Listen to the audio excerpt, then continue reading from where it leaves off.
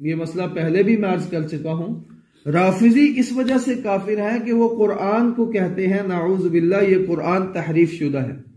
ایک کیا کہتے ہیں کہ یہ قرآن تحریف شدہ ہے، قرآن کو تحریف شدہ کہتے ہیں۔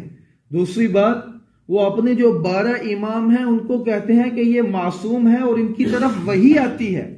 اس وجہ کیونکہ معصوم انبیاء کے علاوہ اس روئے زمین کے اوپر کوئی شخص معصوم نہیں ہے، کتنا ہی بڑا کیوں نہ ہو، چاہے صحابی کیوں نہ ہو، معصوم صرف اور صرف نبیوں کے ساتھ ہے۔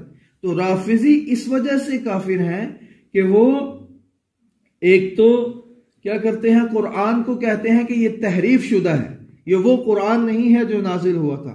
دوسری بات، وہ صحابہ کو کافر کہتے ہیں، وہ صحابہ، حالانکہ قرآن کہہ رہا ہے کہ والذین آمنوا وہاجروا وجاہدوا فی سبیل اللہ والذین آووا ونصروا، جو مہاجرین اور انصار ہیں جنہوں نے ان کو ٹھکانہ دیا، وہ سب کے سب ایمان والے ہیں، سب کو اللہ تعالیٰ بہترین بدلہ دے گا۔ تو اب چونکہ اگر کسی نے صحابہ کو کافر کہا تو اس نے قرآن کا انکار کیا، جو قرآن کا انکار کرتا ہے وہ کیا ہے، وہ کافر ہے، وہ دار اسلام۔ تو رافضی اس وجہ سے کافر ہیں، رافضی ایک تو وہ قرآن کو کیا کہتے ہیں کہ یہ قرآن تحریف شدہ ہے، دوسرا صحابہ کو کیا کہتے ہیں کہ صحابہ کافر ہیں، تیسری بات وہ اپنے 12 اماموں کو کیا کہتے ہیں کہ یہ 12 امام معصوم ہیں اور ان کی طرف وحی ہے۔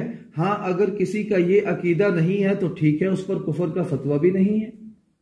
ہمارے بڑوں نے، اسلام تو بڑا وسیع النظر ہے، اگر کسی کا یہ عقیدہ نہیں ہے تو ٹھیک ہے، اس کو کافر بھی نہیں کہا جاتا۔